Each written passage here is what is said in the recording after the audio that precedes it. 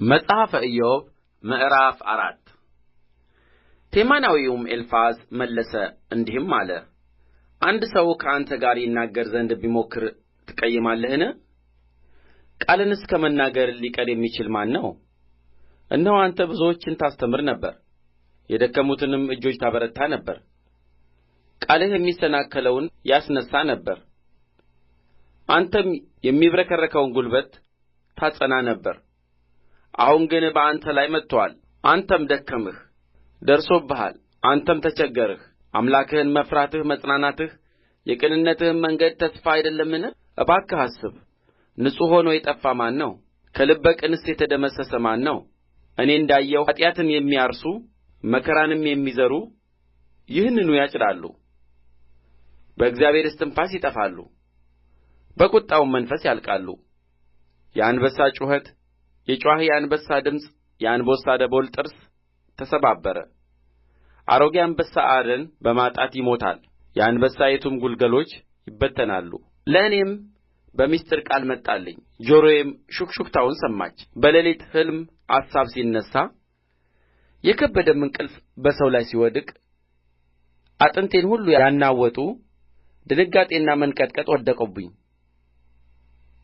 መንፈሴም በፊቴ አለፈ፣ የሥጋዬ ጠጕር ቆመ፣ እርሱም ቆመ፣ መልኩን ግን ለማየት አልቻልሁም። ምሳሌም በዓይኔ ፊት ነበረ፣ የዝምታ ድምፅ ሰማሁ። በውኑ ሰው በእግዚአብሔር ፊት ጻድቅ ሊሆን ወይስ ሰው በፈጣሪው ፊት ሊነጻ ይችላልን? እነሆ በባሪያዎቹ አይታመንም፣ መላእክቱንም ስንፍና ይከስሳቸዋል። ይልቁንስ በጭቃ ቤት የሚኖሩ መሠረታቸው በትቢያ ውስጥ የሆነ ከብል በፊት የሚጨፈለቁ እንዴት ይሆኑ?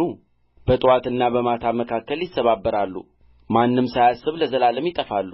ገመዳቸው የተነቀለ አይደለምን? አለ ጥበብም ይሞታሉ።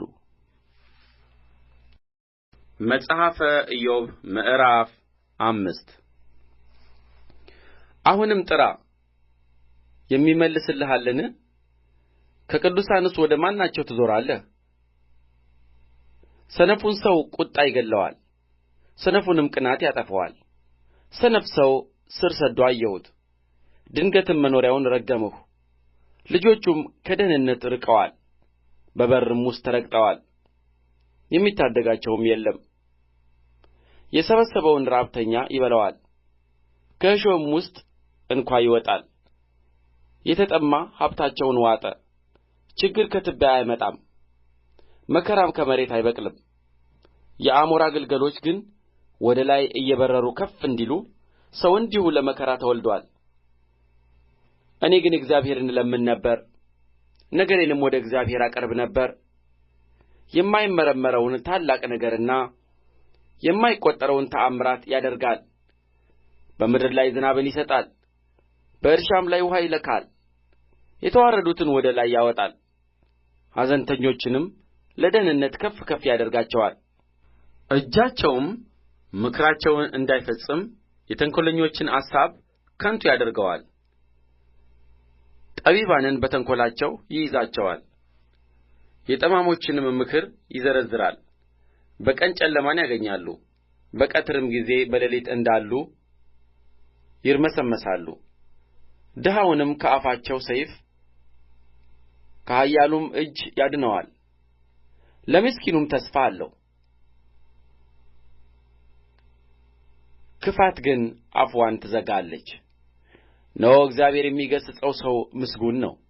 ስለዚህ ሁሉን የሚችለውን የአምላክን ተግሣጽ አትናቅ። እርሱ ይሰብራል ይጠግንማል፣ ያቈስላል እጆቹም ይፈውሳሉ። በስድስት ክፉ ነገር ውስጥ ያድንሃል፣ በሰባትም ውስጥ ክፋት አትነካህም። በራብ ጊዜ ከሞት በሰልፍም ከሰይፍ እጅ ያድንሃል።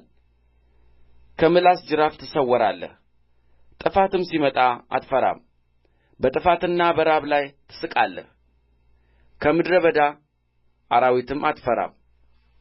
ቃል ኪዳንህ ከምድረ በዳ ድንጋይ ጋር ይሆናልና የምድረ በዳም አራዊት ከአንተ ጋር ይስማማሉና። ድንኳንህም በሰላም እንዲሆን ታውቃለህ። በረትህን ትጐበኛለህ፣ አንዳችም አይጐድልብህም። ዘርህም ታላቅ እንዲሆን ትውልድህም እንደ ምድር ሣር እንዲሆን ታውቃለህ። በወራቱ የእህሉ ነዶ ወደ አውድማ እንዲገባ በረጅም ዕድሜ ወደ መቃብር ትገባለህ።